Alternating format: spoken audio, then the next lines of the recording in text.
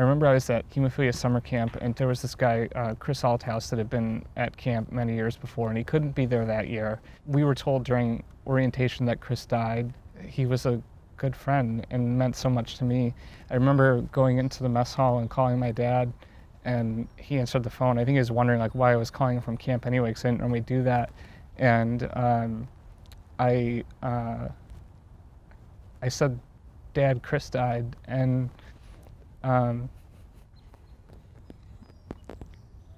I couldn't, that's all I could get out. And I remember just sitting there for probably, I don't know, a couple minutes trying to compose myself. I think he knew at that point that this was something that was real too for me, that it wasn't just always, it didn't always just work out. Just to give you a little bit of an idea of what it was like to live with hemophilia, I remember kind of waking up in the morning and I would have a bleed in my ankle, but it wasn't time to go to school yet. It's like 3 or 4 in the morning, and I just sort of feel that funny feeling in my ankle, and I would move it around and say, "Oh man, it's a bleed." So I couldn't walk, like physically couldn't walk. So I would crawl out of bed, crawl over into my dad's room, wake him up. He said, "All right, I'll meet you out in the kitchen." So I would go out there, get the factor, put it on the table. We'd, mix it and take it. And this was a pretty regular thing for me. I would get bleeds a lot in my elbow, so I couldn't, couldn't really move that, couldn't really write, certainly couldn't, participate in any kind of activities at school. It was hard to live with hemophilia. When I was 13 years old, I went to a normal comprehensive care visit at the Hemophilia Treatment Center.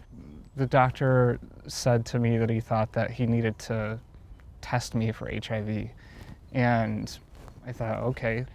It was about 2 weeks before I went back to the doctor's office to actually get the results for the test. I went in the conference room, my family was there, and he said the results of the test are back and it's positive.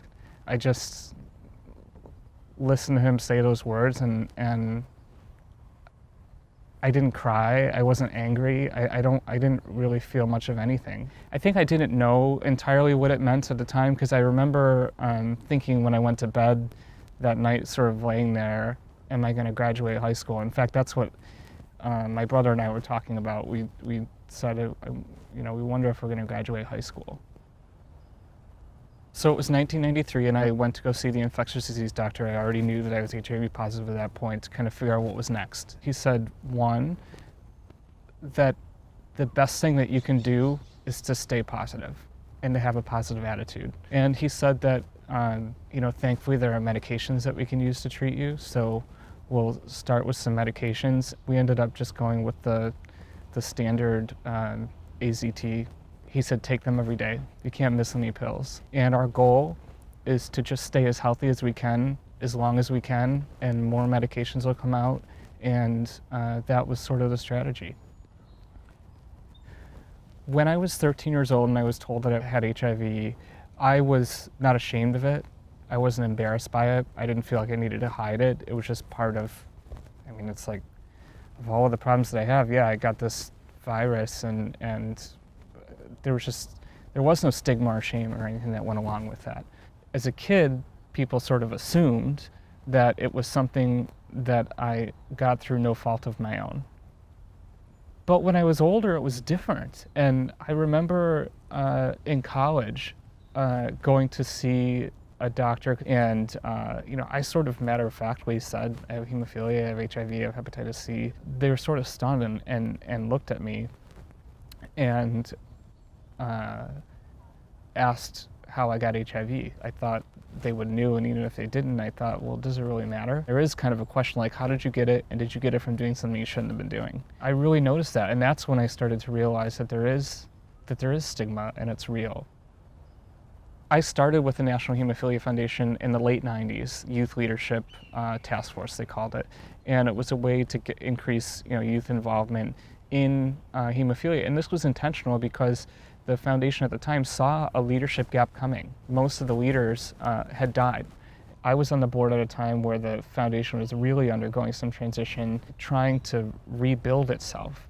The National Hemophilia Foundation was in a difficult position during the AIDS epidemic. I still talk with board members that were on the board at that time, and they have different versions of what happened. But I guess what I hear from all of them is that they did the best they could at the time.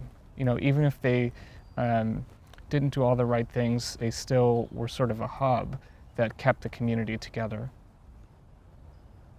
Well, looking back at it, what we should have done as a community is to just say what we know and not really tell people what to do.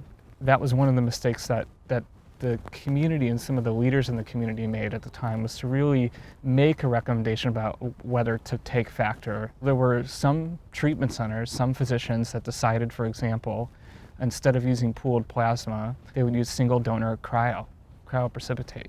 And where that decision was made, the people were spared from being infected with HIV. And it would have been better just to say what we know and let people make those decisions for themselves. I mean, without the hemophilia community, we wouldn't be where we are today. I'm kind of okay with the fact that sometimes people do the right things for the wrong reasons. You know, the hemophilia community gave us Ryan. People cared about HIV in a way that they didn't before Ryan White. Thankfully, in this case, you know, some right things came out of that.